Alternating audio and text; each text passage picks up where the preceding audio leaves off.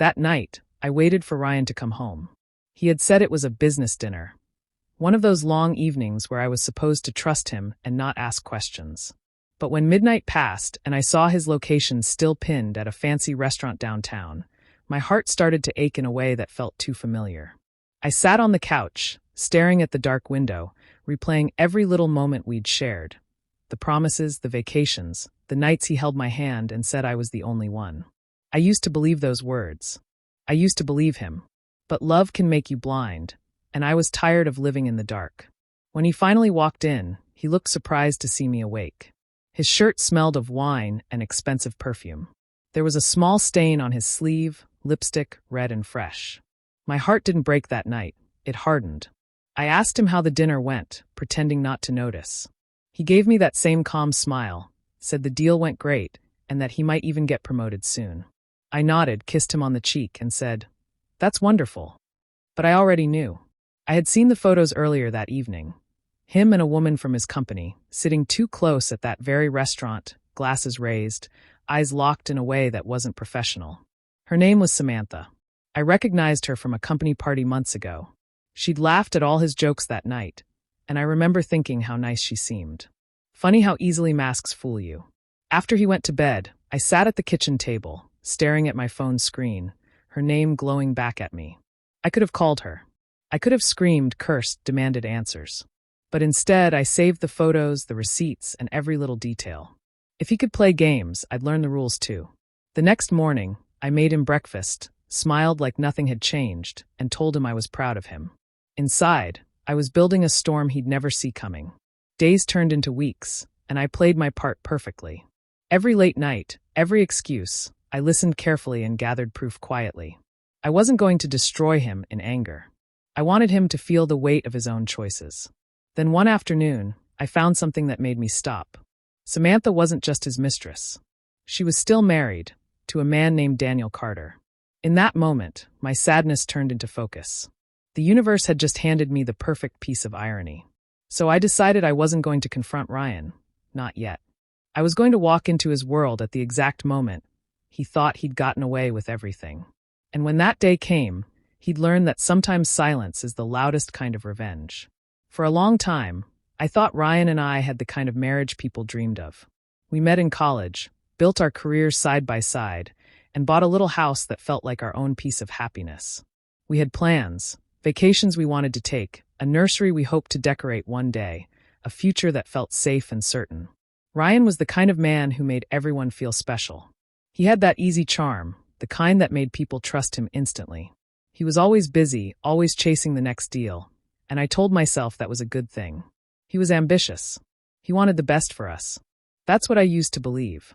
But little cracks started to show. It began with the late nights, first once or twice a week, then almost every day. He would come home smelling of restaurants we'd never been to, wearing cologne I didn't recognize. When I asked him about it, he'd smile, kiss my forehead, and say, "You worry too much, Claire."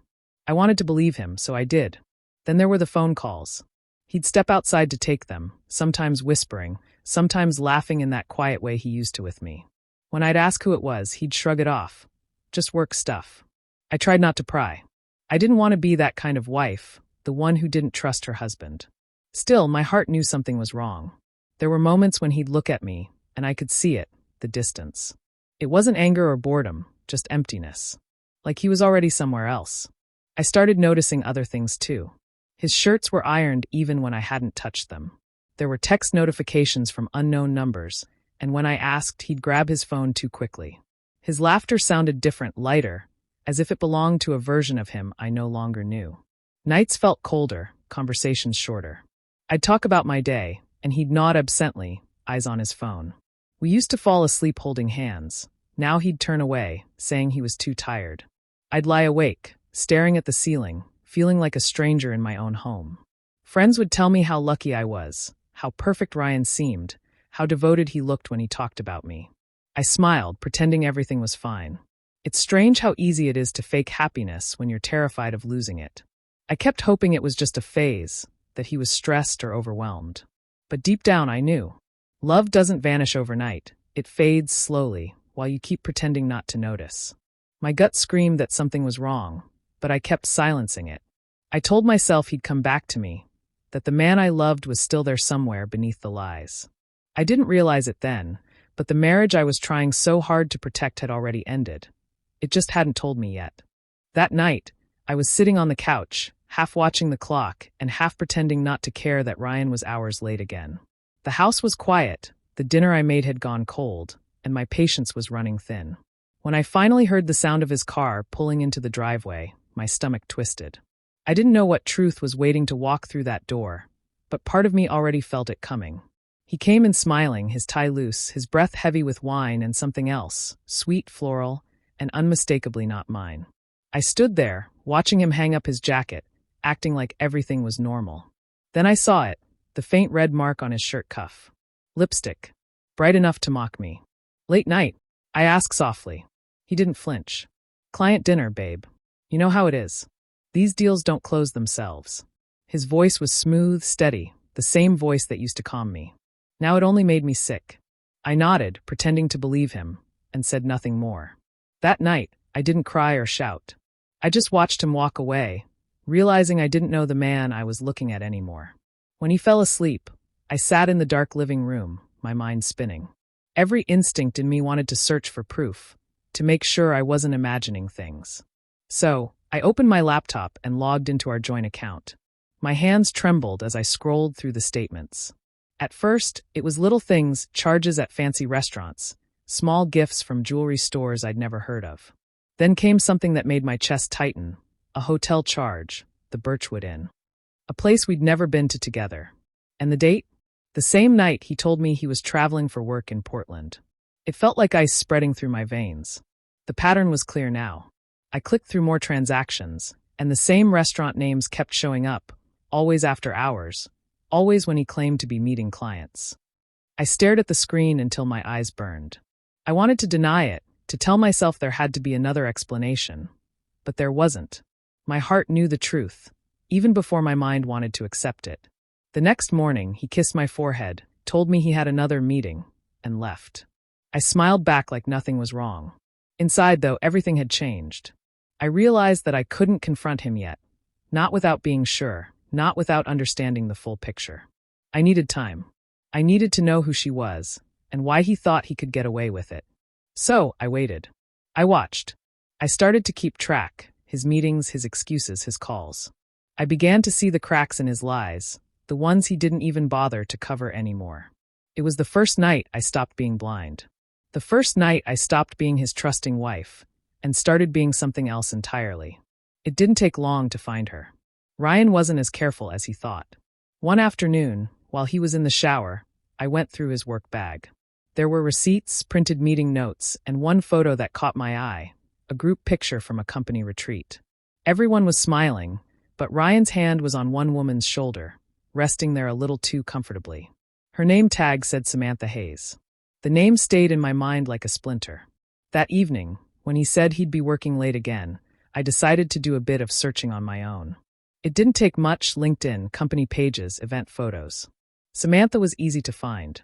She was new to the company, smart, young, the kind of woman who looked like she had the whole world waiting for her. As I scrolled through photos, I saw them standing together at different events, his hand on her back, her smile bright and relaxed. They looked too close, too familiar. I stared at one picture for a long time, trying to see it as something innocent, but my heart wouldn't let me lie anymore. I saw what was right in front of me. It wasn't just that he had cheated. It was that he had chosen to give her my life. The same words he once said to me, the late-night calls, the compliments, the promises, he was now giving to her. That realization hurt more than anything else. It wasn't just betrayal, it was replacement. I thought about all the nights I stayed up waiting for him, believing he was working hard for our future, when really, he was building one with someone else. I remembered the way he used to tell me I was his peace, his home, his best friend. I wondered if he told her that too, right before he kissed her goodnight. I kept digging. I found more photos, messages, and a few emails that confirmed what I already knew. He had been seeing her for months. Business trips weren't business at all. They were romantic getaways. The jewelry I thought he bought for me once? It wasn't for me. I found the receipt, and the date matched one of his office parties. That night, I sat in the living room with the evidence spread across the coffee table. photos, bills, notes. My hands shook, but my eyes were dry. The sadness had burned away, leaving something steadier behind. I looked at their smiles, at how sure they seemed of their little secret, and I felt a strange kind of calm. I wasn't going to confront him that night. I wasn't going to scream or beg. He had made his choice. But so had I. He didn't know it yet, but I had already started planning the end of his perfect lie. And when the moment came, I would make sure both of them saw exactly what it felt like to lose everything they thought they'd stolen. A month passed, and Ryan was back to acting like everything was fine. He smiled more, kissed me before leaving for work, and even brought home flowers one evening. It was all so forced, so rehearsed, that it almost made me laugh. He thought I was still the same trusting wife, too blind to notice what he was hiding. But I wasn't. I was waiting. One Thursday afternoon, he called me from the office, his tone light and cheerful. "Babe," he said, "we're having a small dinner to celebrate closing the big deal with our new partners. Just a few colleagues. You should come. It'll be fun." The moment he said small dinner, something in my gut tightened. I could hear the lie in his voice, smooth but shaky underneath. He wasn't inviting me because he wanted me there. He was doing it because someone else might ask why I wasn't. I could almost picture her sitting beside him, pretending to be another coworker. That night, after he went to bed, I made my own plans. If he wanted to play games, I'd play smarter. I still had Samantha's name, and after a bit more searching, I found something even more interesting. She was married. Her husband's name was Daniel Carter, and from what I could tell, they weren't officially divorced. They'd been living apart for a while, but legally, she was still Mrs. Carter. I stared at his name on the screen, wondering what kind of man he was. Did he know? Did he have any idea that his wife was sneaking around with my husband? I found his business profile easily. He looked confident, professional, and sharp, a man who didn't seem easy to fool. It took a few days, but I found a way to reach him. I didn't accuse or rant. I simply wrote, "We need to talk. It's about Samantha and Ryan." When we finally met at a quiet cafe, he looked calm, almost too calm. I showed him the photos, the messages, and the receipts. He didn't react much, just took a slow sip of his coffee and said, "I had a feeling. She's been distant for months." We talked for hours.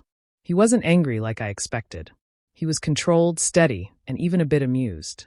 "So," he said finally, "what do you want to do about it?" I looked him straight in the eyes and replied, "Nothing loud. Just the truth, revealed at the right moment." And that's when the idea came to life. When Ryan mentioned the celebration dinner again, I smiled and told him I'd love to come. He had no clue what I was preparing behind that smile. The night of the party, I didn't walk in alone. I arrived right on time, dressed simply but sharply, with Daniel beside me in a tailored suit and a calm smirk that said he knew exactly what was coming. Ryan thought it was his night to celebrate success. He didn't know it was about to become the night that destroyed his perfect little fantasy. The restaurant was glowing with soft light and laughter when I arrived. I could see Ryan through the glass wall before stepping in, standing at the head of a long table, smiling proudly, surrounded by his colleagues. And there she was, Samantha, dressed elegantly, sitting close beside him, her hand resting lightly on his arm. They looked like a perfect couple to anyone who didn't know better. But I knew. And so did the man standing beside me, Daniel Carter. He gave me a small nod, calm and collected. "You ready?" he whispered. I took a deep breath and said, "More than ever." Inside, a waiter held the door open as we walked in together. The moment our footsteps echoed on the marble floor, the sound in the room shifted. A few heads turned first, then more. Conversations faded. I could see confusion flicker across Ryan's face as his eyes met mine. He froze mid-sentence, his champagne glass halfway in the air. He recovered quickly, trying to smile. "Claire? What a surprise." I smiled back, polite and composed. "Oh, I didn't want to miss the celebration. You said this was a night for success and loyalty, right?" The words hung in the air like a blade. Samantha's laughter died instantly. She looked at Daniel, standing tall beside me, recognition hitting her like a slap. The color drained from her face.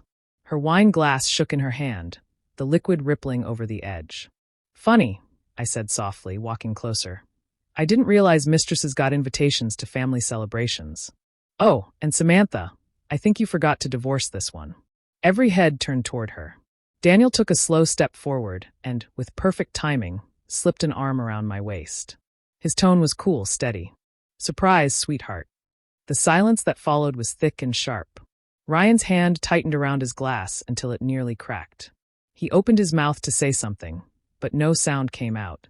Samantha's lips parted, trembling, her eyes darting between me, Ryan, and Daniel. "Claire," Ryan finally managed.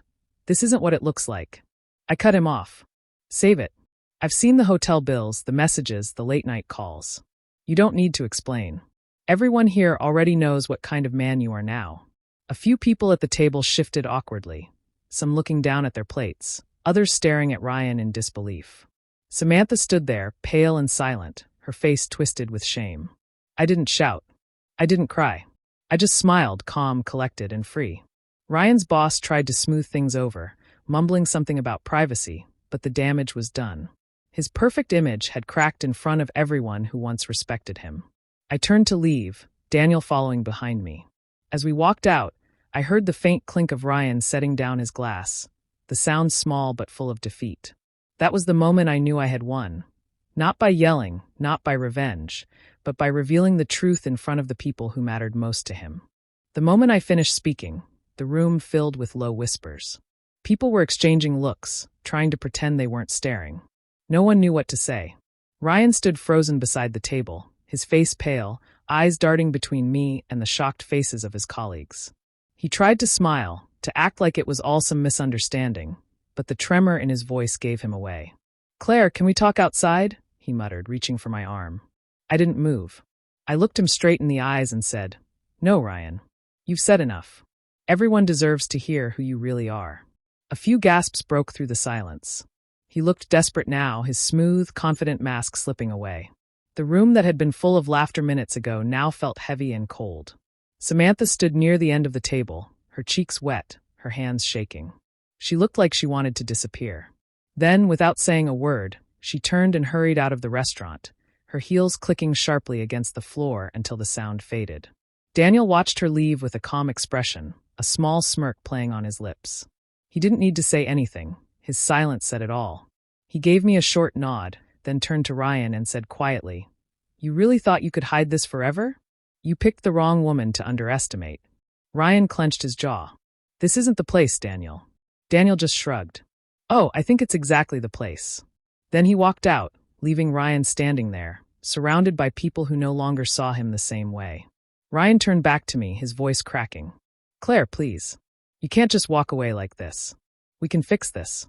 I almost laughed. "Fix it? You broke everything, Ryan. You just didn't think I'd be the one to end it." He looked completely lost, like a man watching his perfect world fall apart piece by piece. And it was. The whispers had grown louder now, his colleagues murmuring, his boss looking disgusted, one woman shaking her head in disbelief. Ryan, the charming husband and model employee, had become the man everyone pitied or judged. I opened my bag slowly and pulled out a white envelope.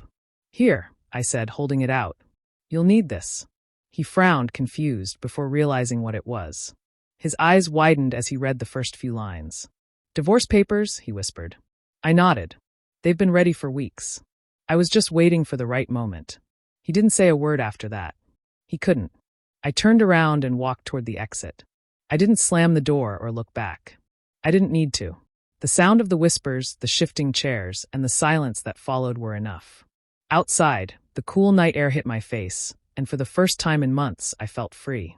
I hadn't shouted. I hadn't broken anything. I'd just told the truth, and let it destroy him in the most honest way possible. After that night, I never went back home. I packed a few essentials, stayed with a friend for a while, and let my lawyer handle the rest. Ryan called for days, first begging, then apologizing, then blaming me. I didn't answer once. There was nothing left to say. When the divorce papers were finalized, I didn't ask for anything. I let him keep the house, the car, the savings. Everything he thought made him powerful. People were surprised. My lawyer even asked if I was sure. But I was.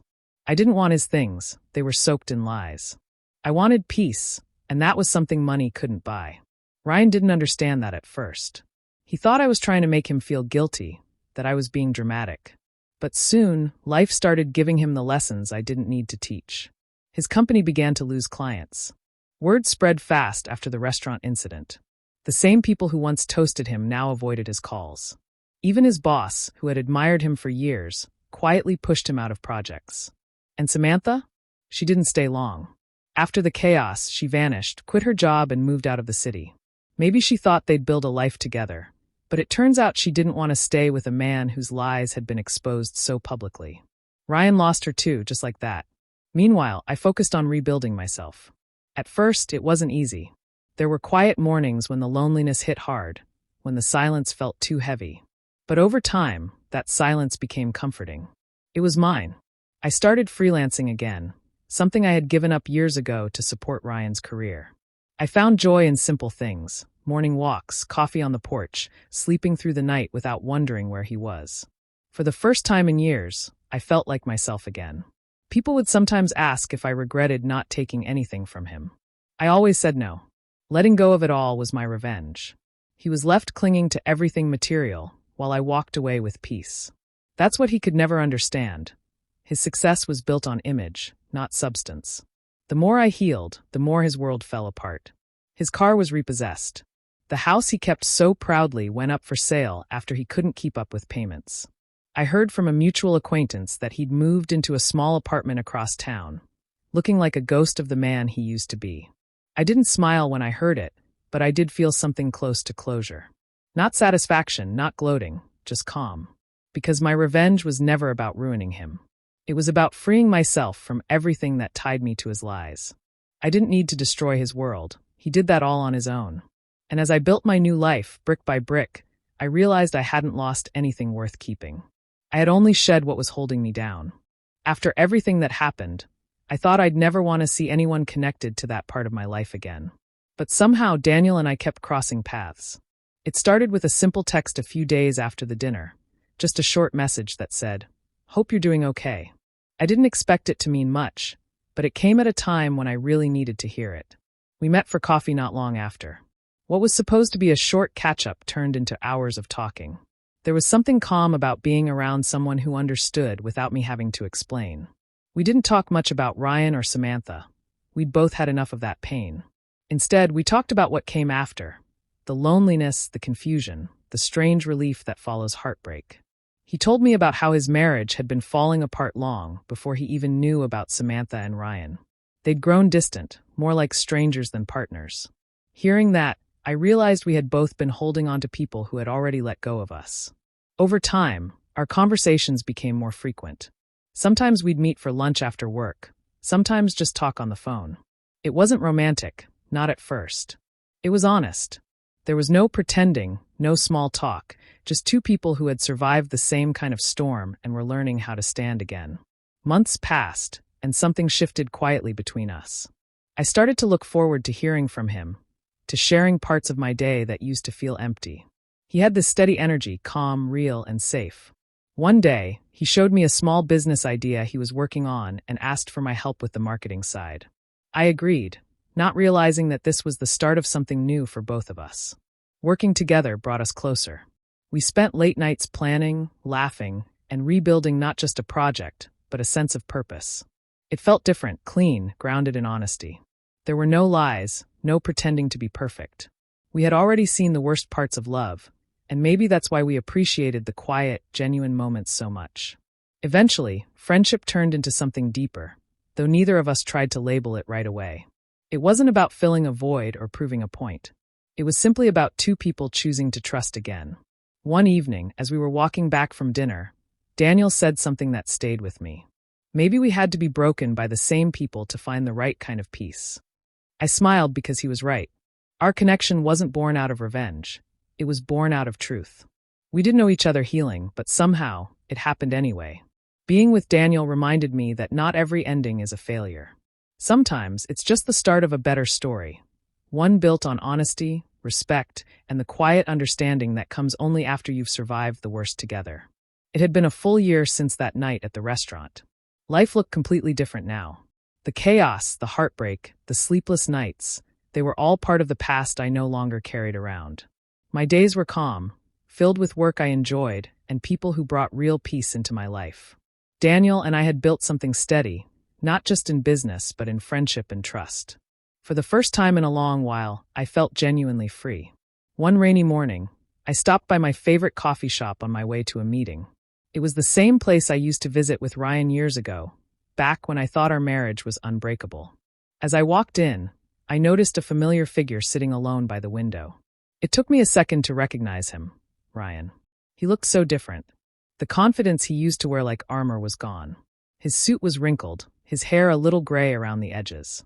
He stared at his cup as if it held the answers to everything that went wrong. When he noticed me, his eyes widened in surprise. "Claire?" he said softly, standing halfway as if unsure whether to smile or apologize. I nodded politely and walked over. There was an awkward silence between us, one filled with everything we never said and everything we no longer needed to. "You look good," he said finally, trying to sound casual. "How have you been?" "I've been happy," I replied simply. And I meant it. He hesitated before asking the question that seemed to weigh on him. "Do you ever miss us?" I looked at him, really looked. For years, I had imagined this moment. What I'd say, how it would feel to face the man who broke me. But standing there, I didn't feel anger or sadness. I just felt done. I smiled faintly and said, "I don't miss who you were pretending to be."